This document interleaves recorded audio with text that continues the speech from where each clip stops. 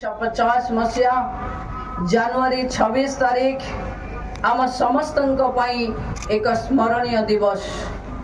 यही दिन आम देशर संविधान कार्यकारी है ओ भारत एक सार्वभौम्य गणतांत्रिक साधारणतंत्र राष्ट्रर मान्यता लाभ कला।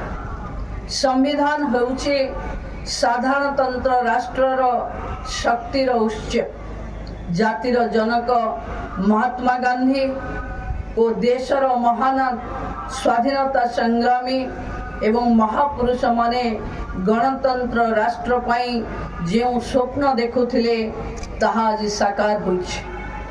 आजिर एही पवित्र दिवस रे सेही महापुरुष वृंद एवं संविधानर प्रणेता मानंकु मोर प्रणाम और भक्तिपूत श्रद्धांजलि अर्पण करुछि।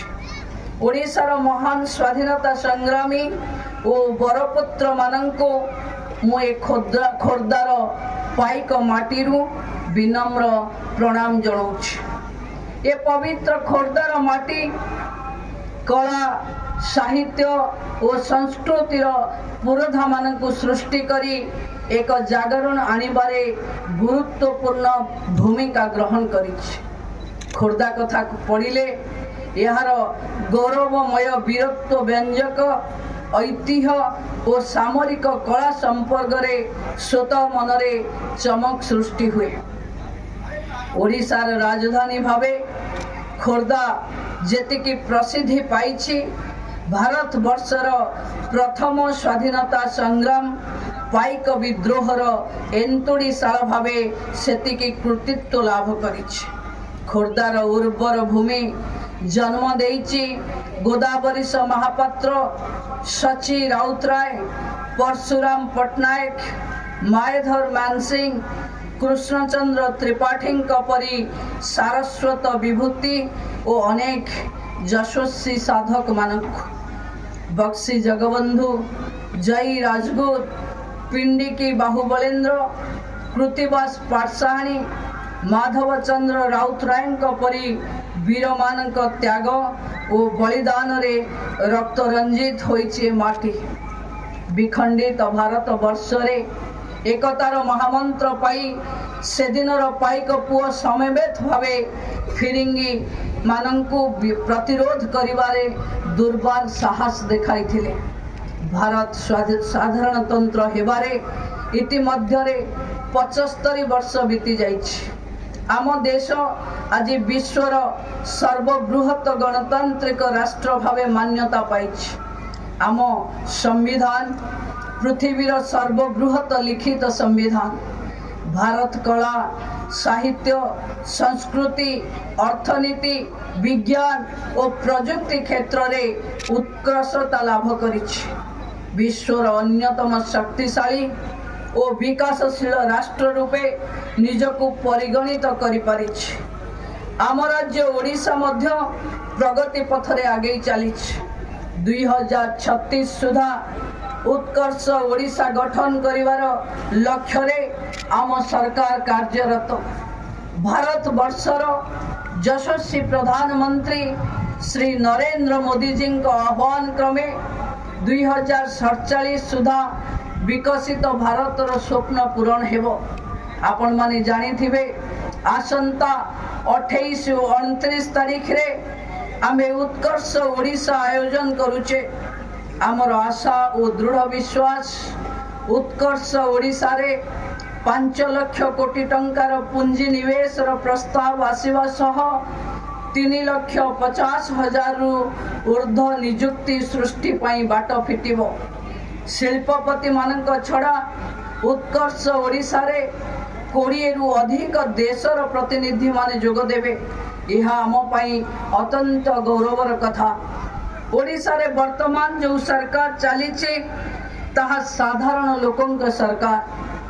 आम सरकार रे साधारण जनता निजर समस्या सरकार को पाखे उपस्थापन करिवारे अधिकार पाइचंती। आमर प्रिय मान्यवर मुख्यमंत्री श्रीजुक्त मोहन चरण माझी लोकप्रिय सरकार जनसाधारण अनेक कल्याणमूलक योजना कार्यकारी करुछंती। ग्रामीण विकास, कृषि उन्नति और अर्थनैतिक अभिवृद्धि पाई राज्य सरकार निरंतर प्रयास जारी रखिछंती। महिला मानकर उन्नति और अर्थनैतिक विकास लगी सुभद्रा योजना माध्यम रे पाखापाखि 1 कोटी महिला को सशक्त करा जाई अछि। मु आपण मान को अवगति निमंते जणेबा को चाहूची जे केवल खोर्धा जिला रे 3,54,586 जन महिला को आमे सुभद्रा योजना रे अंतर्भुक्त करि परिछे। आसंता 2027 मध्य रे राज्य रे 25 लाख रु ऊर्ध्व लक्षपति दीदी सृष्टि करिवार योजना रखा जाइछि। लक्षपति दीदी योजना आम यशस्वी प्रधानमंत्री श्री नरेंद्र मोदी जी एक जुगांतकारी महिला सशक्तिकरण पदक्षेप। खोर्धा जिलू 1 लाख रु ऊर्ध्व महिला आसंता 2 वर्ष मध्य लक्षपति दीदीर सौभाग्य पाइबे।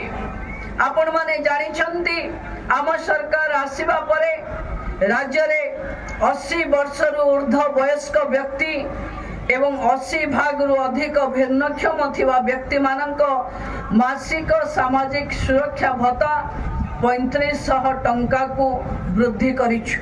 यह द्वारा राज्य रे 4 लाख रु ऊर्ध्व सामाजिक सुरक्षा भत्ता पाउथिबा हिताधिकारी माने उपकृत हेउचंती।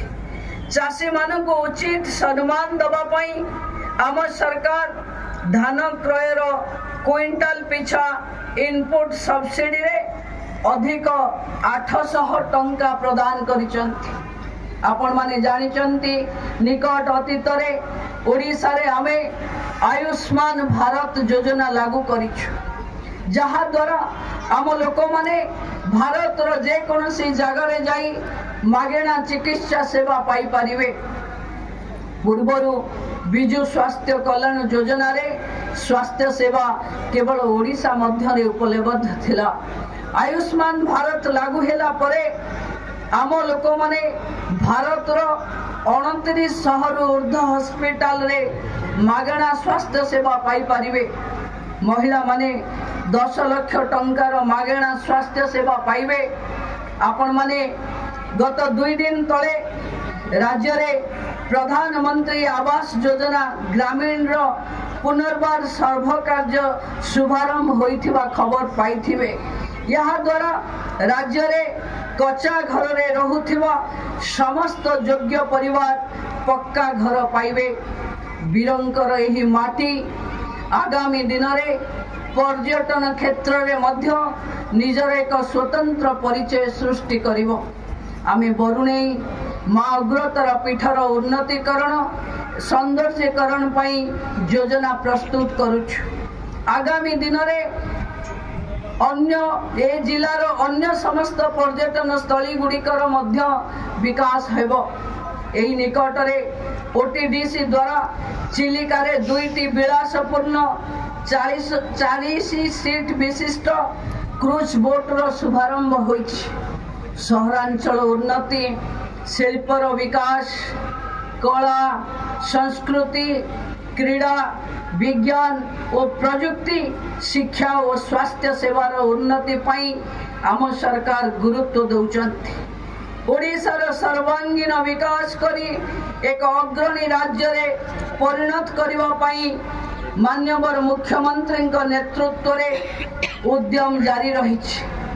जनसाधारणंकर विश्वास, श्रद्धा और सहयोग रे खोर्धा जिला आम राज्य ओडिशा एवं देश को प्रगति पथरे आगे नबा पाई आजिर पवित्र दिवस रे आमे समस्ते संकल्प नवा।